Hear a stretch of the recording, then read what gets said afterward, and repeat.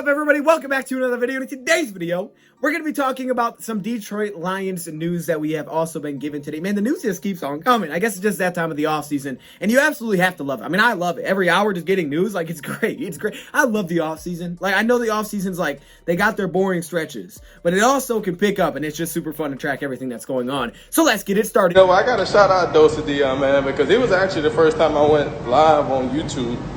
And, you know, guys don't know DoseOfDion. He put out a lot of good content for the Detroit Lions. And welcome everybody to another video. Glad you guys are here. I don't know what this is. Is this Minecraft?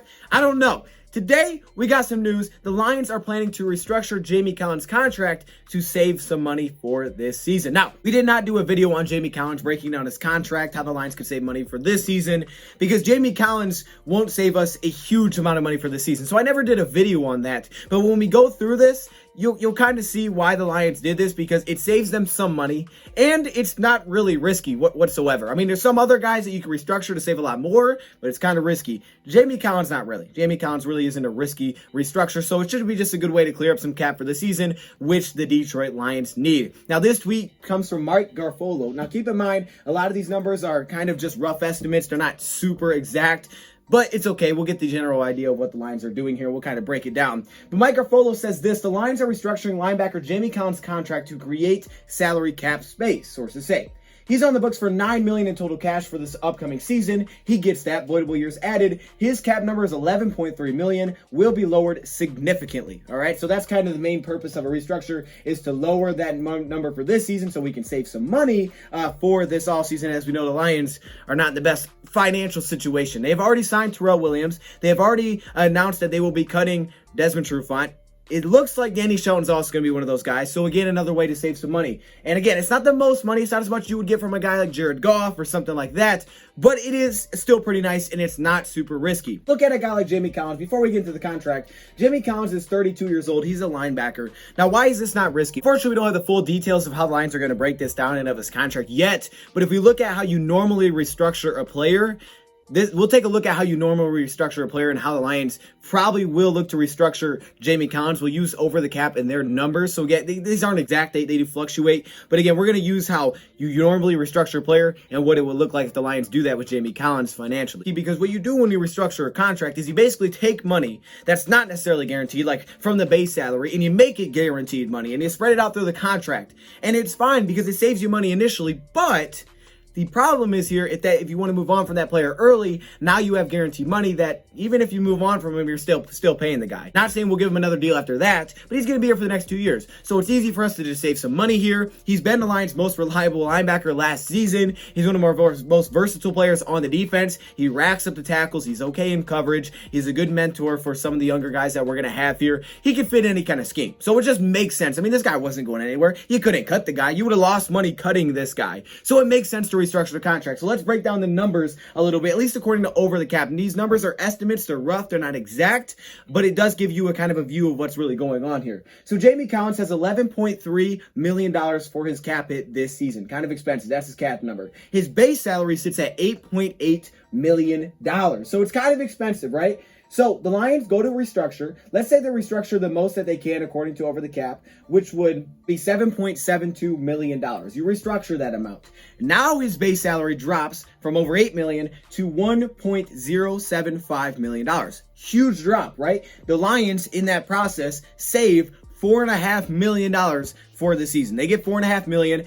That money that you took from the base salary, you're turning that into guaranteed money and basically to a signing bonus if that's how they do it. He'll get that money right away. He loves it. He gets straight up front money, but on the salary cap, it will spread out. So it's a win-win really for both sides if you're not going to move on from the player since he only has 2 years left. So he gets some money now. Lions save some money for this season on the books. According to Mike's tweet, as we can see, it says voidable years. Now, if the Lions add voidable years and instead of just using the next 2 years to restructure his contract, that will mean that there's a little bit more, not really risk to it, but there is money that's going to be there for the future. Because basically, voidable years are years that aren't even on his contract, where the Detroit Lions are spreading out that bonus to save more money this season, to instead make it from $4.5 million to $5.5 million projected. So the Lions could save more this year, but basically, instead of just putting more of that signing bonus on next season, they take a little bit of risk off of next year as well, because it's less money between the next two seasons. They spread out between, let's say, 4 years. So now there's bonus.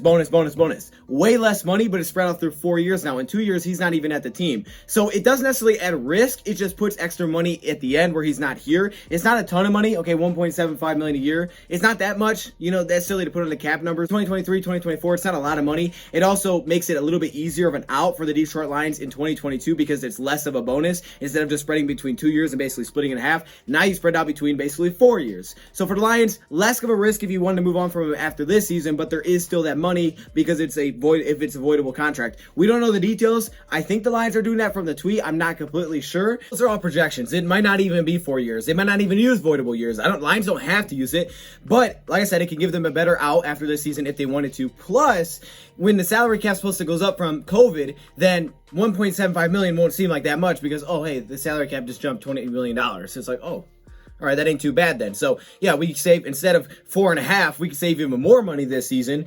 And maybe that takes away the need to restructure other guys, but it's more money. It's a pretty solid amount of money to save. It's the same thing that applies to a guy like Jared Goff, to Trey Flowers. There's just less risk, but also not a huge return, right? I'm not getting $20 million. So it's a good way for the Lions to get some money, not be super risky, give it to a player that they know is going to be here for the next couple of seasons because they need linebacker help. He's our best linebacker right now. So it's just a good move for the Detroit Lions. Assuming that the Lions do a restructure like this and there are voidable years, that'll be the only difference between this and another restructure is that there's voidable years. Voidable years, he's not here, but there's still that money there to spread it out even further. If he had more than 2 years on his contract, then, you know, then it would be a different situation. But since he's only got 2 years, apparently there's going to be voidable years, but there may not. You know, they may not. I mean, you could do it without, you save a little bit less this season, but then you're not worried about it in 2023, 2024. And that's kind of how Over the Cap has it. They don't have voidable years on Over the Cap. As I said, without the voidable contract, you're only spreading then the money through 2 years. So it means there's more of a bonus because it's split in two instead of being split, you know, by 4. You guys know what I'm saying. You could ask questions in the comment. Be sure I have this right. I got my Mike Disner shirt on today, so